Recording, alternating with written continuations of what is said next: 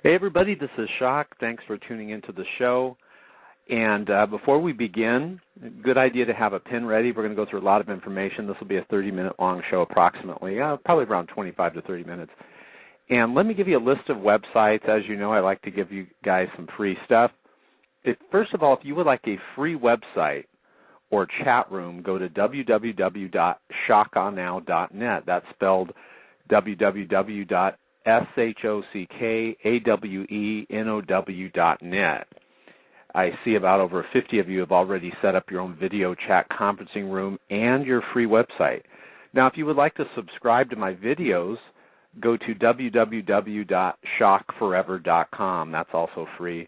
And if you would like some free software, games, etc., go to www.shockofnow.net. You can see this at the shockforever.com page and also my Blog Talk page. Now, I wanted to talk to you about a wonderful website called creation.com. And what we're going to do is we're going to talk about 15 questions for evolutionists that really have the evolutionists dazed, stumped, and confused. So let me quote Richard Dawkins, first of all. He's one of the main proponents of this fictional evolution theory. This is what Richard Dawkins said. He said, "Our sole purpose is to propagate DNA. At bottom, there is no design, no purpose to life, no evil and no good, nothing but blind, pitiless indifference." Now, you might think that's a little bit to the extreme, but I was recently invited to debate an atheist on a radio show right here on Blog Talk Radio. Look up TCP Radio, Ben Umnus, the Christian Perspective radio show, and I defeated the atheist in that radio show. But during the debate, I asked him, do you agree with that, what Richard Dawkins said, that there's no purpose to life, that there's no such thing as good and evil? And the atheist said, yes, I do. That's exactly how he said it. So let's talk about some problems of evolution. You know what I have found is most folks don't know the difference between macroevolution and microevolution. And I think, especially where I live in America and wherever you guys live around the world, I think this is a very important topic, this fictional theory of evolution. And I think it's about time that we drove a wooden stake through the heart of evolution and really expose it for the myth and fraud that it is. Now, the good news is that atheism and evolutionism are being absolutely crushed, where it is actively being confronted. But in societies where it is not being seriously confronted, we're all too often seeing their societies unravel and begin to crumble. So it's like a mixed bag. There's good news and bad news. For example, in the atheistic communist state of China, the good news is Christianity is growing. It is exploding in China, also Africa, by the way. And it can happen in America, in Europe also, and you can help make it happen. Check out creation.com. At the middle of the page there, there'll be a place where you can put in your email address. Please go ahead and put your email address in there, and we'll keep you up to date on how this worldwide grassroots movement to expose the lies, frauds of evolution is going. Now, another thing, guys, is look, if we want to restore a Bible-believing America and re-Christianize Europe and the rest of the world, then us Christians, we need to take action at this time. Christians in the West are literally at a crossroads, and if we don't do something, I believe that we are in store for a world of hurt. You can see it in the news already. Look, the writing is on the wall, and in America and Europe, they're now going from one serious problem to the next. Just check out your local news. Today's news, for example, is filled with rioting, and we have more bad news now more than ever. But at the same time, as I mentioned, it's a mixed bag. There are also people who are looking for answers. And as Christians, we have the answers. They're found in the Bible. So let's talk about the truth of creation and some of the lies and errors of evolution. First of all, I would say if you're 18 years old or older, you were probably taught about a chemical origin of life. Most people were taught that in the primordial soup, through lightning strikes and chemical reactions, that life was birthed and formed, and that was known as the origin of life. They actually used to teach this in schools as fact. But what the layman doesn't know, ladies and gentlemen, is that all those old, outdated, now proven untrue chemical origin of life scenarios have now broken down and are now rejected by the scientific community, yet they used to teach it as fact in schools. Now, the origin of life on Earth, you could actually say honestly, it is literally, scientifically, inexplicable. Science has no idea. They do not claim to know how the origin of life happened. So right now in the year 2011, as it now stands, scientifically, it is inexplicable. Science has not come up with a conclusion on how life did originate. Now, as Christians, we know how it originated. But what I'm talking about is the evolutionist, the secular scientist. They will not say that God is the creator. Listen to this. Do you guys know who Francis Crick is? If you guys are into science and studying DNA, immediately you'll say, oh yeah, he was the co-discoverer of DNA. Listen what Francis Crick said. Remember, he's the co-discoverer of DNA. He said that the origin of life on Earth, and I quote him, is almost a miracle. In fact, Crick was driven to this hypothesis.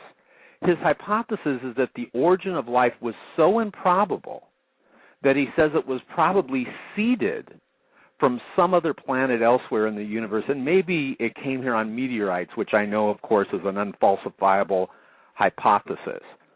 As science gains more knowledge, we're moving away from the outdated fictional Darwinian theory of evolution. You will, mark my word, you will see it changing. It's not going to stay the same. You really should pick up also Philip Johnson's book, Darwin on Trial. Now, I don't get anything for telling you about it, but it's a great book because he says some quotes in there that are really cutting evolution off at the knees. Listen what he says. He talks about in his book, Darwin on Trial, it's Philip Johnson, he says that there is a grand theory of Darwinian evolution. And listen close, ladies and gentlemen. He says that it is not something that can simply be read off evidence. Did you hear what he says? He says this grand theory of Darwinian evolution, it doesn't have evidence for it. He says, but rather it is predicated on a philosophical commitment to naturalism. Did you get that? It's a philosophical commitment to naturalism. So let's really be brutally honest and let's look at what the evidence supports. If you are a true free thinker, I used to be an atheist, I'm a Christian, now I realize atheism was wrong. It had no proof and evidence to substantiate its claims. And now I realize, as you look at the errors, lies, and even downright frauds of evolution, there's some serious problems with evolution. What does the evidence support? Well, let's start off with this. What I would advise everyone to do is look at microevolution and look at macroevolution.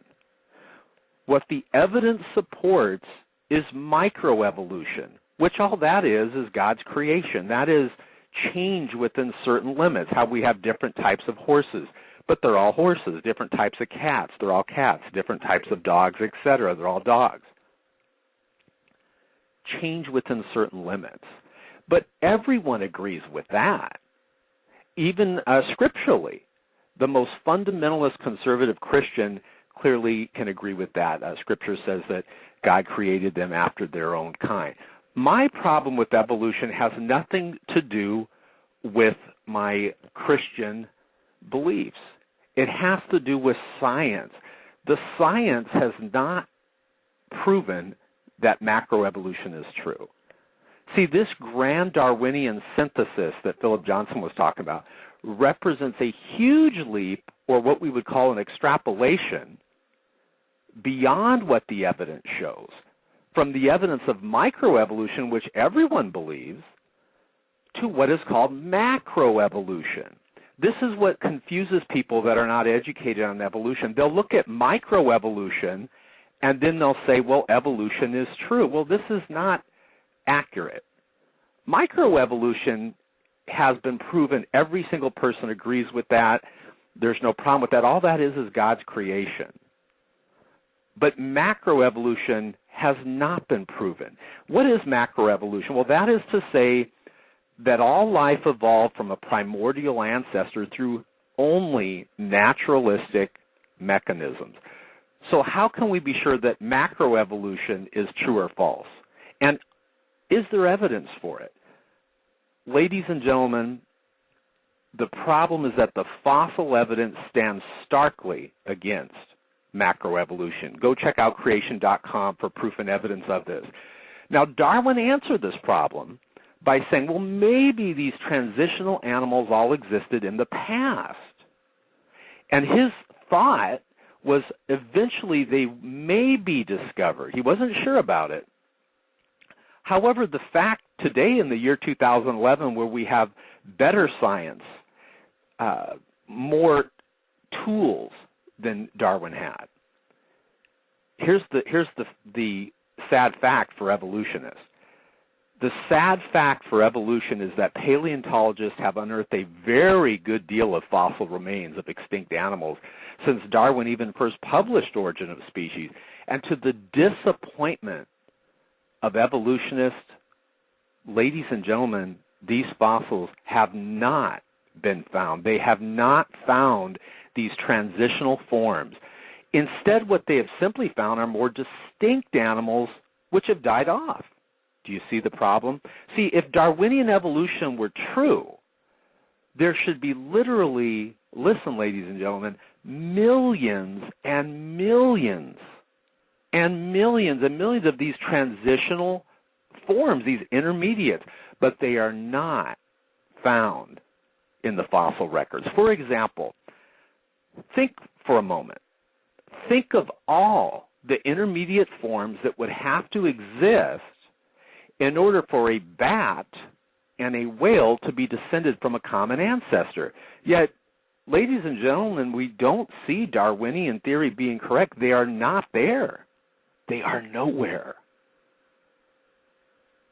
And a bat and a whale are both mammals, aren't they? And vertebrates? I mean, think of all the intermediate forms we should have. Where are they? If Darwinian evolution was true, we would see that. This is a major problem for the fictional Darwinian theory, and it is a major problem. It's time to be honest, ladies and gentlemen. The year 2011, these transitional forms, these intermediates, will never be found because you know it as well as I do, they are not there. The evidence is totally against evolution. In their book, The Anthropic Cosmological Principle, John Barrow and Frank Tipler, two physicists, they list at least 10 steps. Listen to this. This is interesting. They list 10 steps in the course of human evolution, for example, like the development of aerobic respiration, development of photosynthesis, the development of your eye, the development of the inner skeleton, and so forth and so on. What they did is they listed 10 steps in the course of human evolution, each of which is so improbable that before it could occur, they say the sun would have already ceased to be a main sequence star and would have incinerated the earth. Let me quote from this study, quote, "There has developed a general consensus among evolutionists that the evolution of intelligent life is so improbable that it is unlikely to have occurred on any other planet in the entire visible universe, end quote. Now, folks, if that is the result of the study, then why? Why think that it has evolved by chance on this planet? Let's just say it, folks. The truth is this. The only reason why someone would believe it is they're just uneducated on it. They haven't looked at it yet. And go to creation.com. You could educate yourself on that. Or they are educated on it, and they see that there's no proof and evidence for evolution, but they have a prior commitment to naturalism. So I believe that atheism and evolution can be crushed, and it is being crushed, where it is actively being confronted, and in societies where it's not being seriously confronted, we're seeing their societies unravel and begin to crumble. But I am very excited. I am seeing a lot of progress in this grassroots movement. For example, I just received another email from a subscriber who is extremely excited about the Question Evolution campaign. How excited is he? Well, he has decided to raise his own support and pursue the Question Evolution campaign ministry full time. I am also enthusiastic about the campaign. And I think what is needed is a Christian all-out creation versus evolution war. That's what's needed, folks. Nothing else will do. And the good news is that evolution is so weak, we just need an army of weekend and part-time warriors to get the job done. If you want to devote more time than that, that's great. But I don't think it is needed unless, of course, you feel called to do so. As Christians, we need to take evolution out. And the good news is Christians have crushed all kinds of false beliefs and lies before. When is the last time you met a follower of Zeus? When is the last time you met a follower of Gnosticism? Do we even know what Gnosticism is? Probably not. You know why? Because Christianity pulverized Gnosticism, just like it's going to do with this fictional, dishonest, evolutionary belief worldview. It is time to take Darwinism and atheism out. Check out creation.com and join the movement. Now, let's go through these 15 questions, and after this, if you guys want to talk to me live, I'm going to be at www.shockonow.net in the chat room, and I'm going to be doing a little mini class on how to debate atheist evolutionists and win every single time. You know, I've challenged the thinking atheist to a debate. He's here on Blog Talk Radio, but he does not want to debate me. Wonder why? Could it be that the proof and evidence is on my side? The truth is on Christianity's side? I challenged the #1 most subscribed to atheist on YouTube, The Amazing Atheist. He does not want to debate me either. Why is this, folks?